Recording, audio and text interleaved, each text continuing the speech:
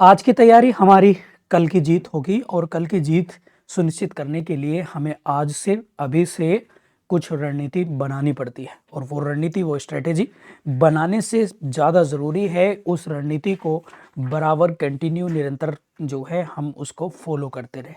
यानी कंटिन्यूटी ही आपको अपनी सफलता तक पहुंचा सकती है। प्यारे साथियों नमस्कार, मेरा नाम है सत्येंद्र और आप लोग देख रहे हैं टारगेट फॉर आईक्यू। इस वीडियो में हम लोग बात करेंगे जुडिशरी के नोटिफिकेशंस को लेकर जो अब तक बातें हो रही हैं, क्या हम उसके लिए तैयार हैं या फिर अभी हमारी तैयारी में कुछ कमी है।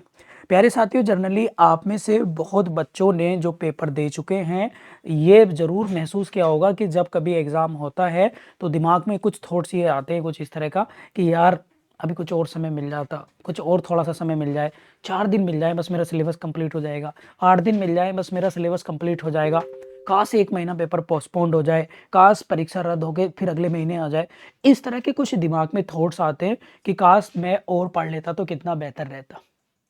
और एज ए ह्यूमन बीइंग ये सबके मन में आता है और खासकर उन कैंडिडेट्स के who are the serious for your aim. तो इसलिए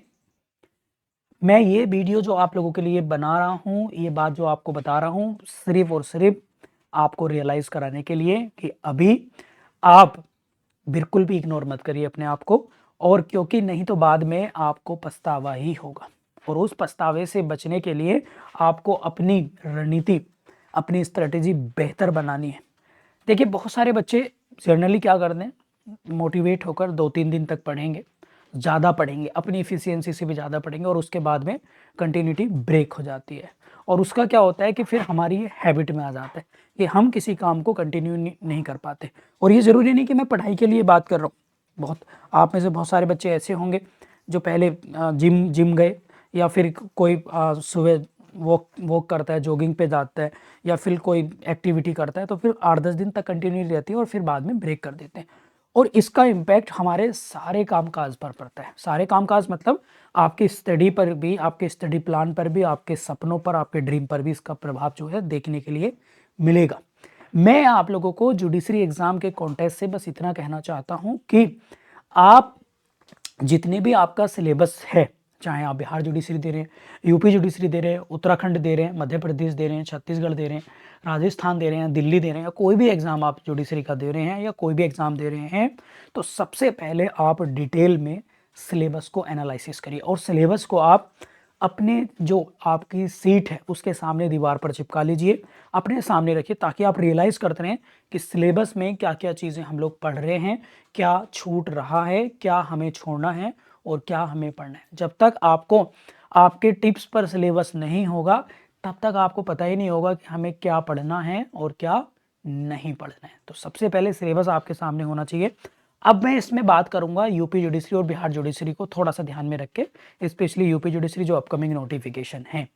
जैसे मैं आप लोगों को बताऊँ कि आपका एक जीएस पेपर होगा, माइनर एक्ट उसमें इंक्लूड है, फिर लॉ पेपर्स, लॉ में प्री और मेंस में आपके प्रोसीजर लॉ, सब्सटेंटिव लॉ और लोकल लॉ। तो बहुत सारे बच्चे क्या करते हैं, मैं इसको रिवर्स में लेके चल रहा हूँ। बहुत सारे बच्चे क्या करते हैं, ट्रेडिशनली पढ़ेंगे कि एक बेयर एक्ट को स्टार्टिंग सेक्शन 1 से स्टार्ट करेंगे, history, geography, current affair starting से करेंगे।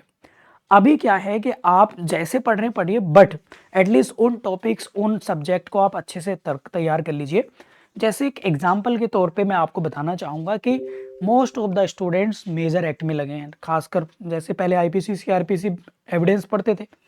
अब बीएनएस और बीएसए और बीएनएसएस पढ़ रहे हैं। पढ़िए, मैं मना नहीं कर रहा हूँ, बट आप ये भी ध्यान रखिए कि क्या आप लोकल एक्ट आपके तैयार हैं, क्या जो सब्सटेंटिव लॉ मेंस में आता है जिसमें आपके फैमिली लॉ, अदर टॉर्ट्स वगैरह जो आपके सिलेबस में हैं, क्या वो आपके तैयार हैं as a mains point of view से? क्या प्रोसीजर लॉ आपके मेंस के तरीके से तैयार है? क्या आप बेहतर फॉर्मेट बना पाते हैं क्वेश्चंस का? क्या आप अच्छे से लिख पा रहे हैं? क्या लिखते वक्त आपको सारी चीजें याद आती हैं? क्या लिखते वक्त आप भूलते हैं? क्या लिखते वक्त आपको चीट करने की आदत है?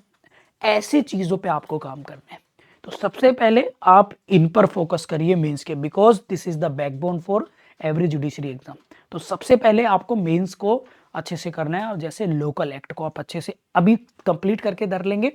तो उससे क्या होगा, आप बेफिक्र रहेंगे। इसके साथ साथ जैसे माइनर एक्ट है, तो बहुत सारे लोगों को दिमाग में यही रहेगा, यार माइनर एक्ट ही तो हैं, छोटे छोटे एक्ट कर लेंगे यार, बाद में कर लेंगे, क्या जा रहा है ना। लेकिन नहीं, आपको मल्टीपल टाइम इनको पढ़ना है, और पढ़ने के साथ साथ आप ये देखिए, क्योंकि मेंस में 1-1 2-2 नंबर के आएंगे, क्या मेंस में आप इनको तैयार कर पा रहे हैं, मेंस के लिए आप इन्हें तैयार कर पा रहे हैं,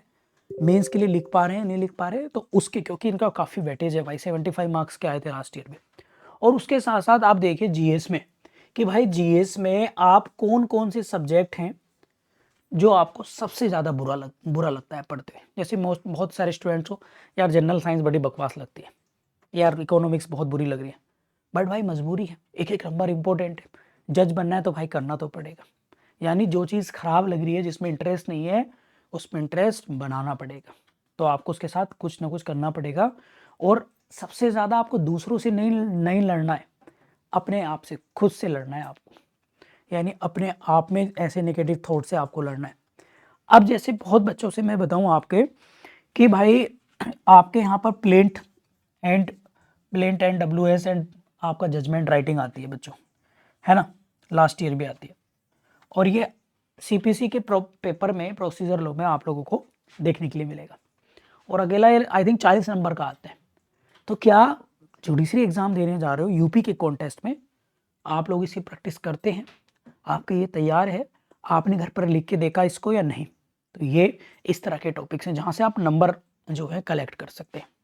और जैसे मैं आपको बताऊं, जैसे लैंग्वेज का पेपर है, Hindi language plus English language, ठीक है, तो इंग्लिश लैंग्वेज हिंदी लैंग्वेज के लेकर बहुत सारे बच्चों, खासकर जो हिंदी मीडियम के हैं, भाई हिंदी मीडियम के बच्चों के साथ क्या होता है कि एक तो उन्हें इंग्लिश फोबिया होता है, दूसरा इंग्लिश में ट्रांसलेशन में बहुत सारी मिस्टेक्स, प्लस ना तो इंग्लिश में लिखने में बड़ी दिक्कत, बहुत प्रॉब्लम, और ये इन सब प्रॉब्लम्स को दूर कर सकते हैं आप आराम से एंजॉय करते हुए सप्ताह में 1-2 दिन, थोड़ा बहुत, ज़्यादा भी नहीं, 10 लाइनें 5 लाइनें, try to write, try to translate आप प्लीज़ घर पे करिए। तो उससे क्या होगा कि आप थोड़ा सा अपने आप को इम्प्रूव कर पाएंगे, और एटलीस्ट पूरे सिलेबस के टच में रहेंगे, ठीक है। बहुत सारे बच्चे, जैसे मैं थोड़ा जीएस पेपर के बारे में बात कर लेता हूँ, क्या जीएस पेपर को लेकर आपके इंटरनेशनल ऑर्गेनाइजेशन आपके लॉ पेपर में भी आते हैं, ठीक है, और आप लोगों के जीएस पेपर में आते हैं, क्या एटलीस्ट 20-25 इंटरनेशनल ऑर्गेनाइजेशन के नाम, हेडक्वार्टर, कौन व्यक्ति है, कितने मेंबर है, याद हैं, और यहाँ से 4-5 नंबर आपके आराम से आ जाएंगे, और मेंस में भी बेनिफिट मिलेगा। क्या भारत सरकार की कुछ योजनाएं आपके याद हैं, क्या कुछ पॉलिसीज, लेटेस्ट अमेंडमेंट बिल्स कुछ याद हैं, क्या लेटेस्ट अपॉइंटमेंट याद हैं या नहीं, तो इन सबको फिगर आउट करके प्लीज़ आप अभी से करिए, क्योंकि लास्ट समय पर जब आपके एग्ज़ाम होगा और एग्ज़ाम डेट आएगी, तो तब आपके मन में इस तरह के क्वेश्चंस जो मैंने आपको अभी रिमाइंड कराए हैं, ये ज़रूर आपको परेशान करेंगे, विचलित करेंगे। इसलिए प्यारे साथियों, इनसे बचने के लिए आज ही अपने सिलेबस को चेक करके आप ये पॉइंट आउट करिए कि कौन कौन से टॉपिक, कौन कौन सी बातें जो आपको नहीं आती हैं या जो आपसे छूट रही हैं, एटलीस्ट उन्हें अपने आप स्टडी प्लान में इंक्लूड करके उस पर काम करना स्टार्ट कर दीजिए, और देर मत करिए, कभी भी नोटिफिकेशन आ सकता है, और जिस दिन से नोटिफिकेशन आ जाएगा डेफिनेटली आप प्रेशर में आ जाएंगे, दबाव में आ जाएंगे। उस दबाव और प्रेशर से बचने के लिए आपको पूरी की पूरी मेहनत करनी पड़ेगी। तो चलिए, आज के इस वीडियो में इतना ही रखूँगा। इसके साथ साथ यदि आप हमारे बैचेस ज्वाइन करना चाहें, जिसमें बिहार APU 2025 के लिए कंप्लीट बैच चल रहा है, और अभी हम लोगों ने इस पर 25% ऑफ रखा है, तो इस बैच को आप ज्वाइन कर सकते हैं, जिसमें लाइव क्लासेज, नोट्स, कंटेंट और टेस्ट सीरीज हम लोग दे रहे हैं। हमारे official app target for IQ को आप डाउनलोड करके इस कोर्स को ले सकते हैं, नंबर पर कॉल व्हाट्सअप कर सकते हैं। एक 33rd बिहार जुडिशरी के लिए भी हमारा कोर्स चल रहा है, पूरा कंप्लीट फाउंडेशन बैच, तो उसको भी आप ज्वाइन कर सकते हैं, जिसमें मैं और मेरे सहयोगी टीचर्स उस बैच को जो है रन कर रहे हैं, फाउंडेशन बैच को। तो बिहार और यूपी जुडिशरी के लिए आप हमारे बैचेस को जो है ज्वाइन कर सकते हैं। तो आज की वीडियो में इतना ही रखेंगे। बाकी अगर आपकी कोई क्वेरी है, कोई कंप्लेंट है या कोई क्वेश्चन आप पूछना चाहते हैं, तो इस वीडियो के कमेंट बॉक्स में आप रख सकते हैं। आपके क्वेश्चंस का हमें इंतज़ार रहेगा, एंड मिलते हैं आप लोगों से फिर नेक्स्ट वीडियो में। Thank you.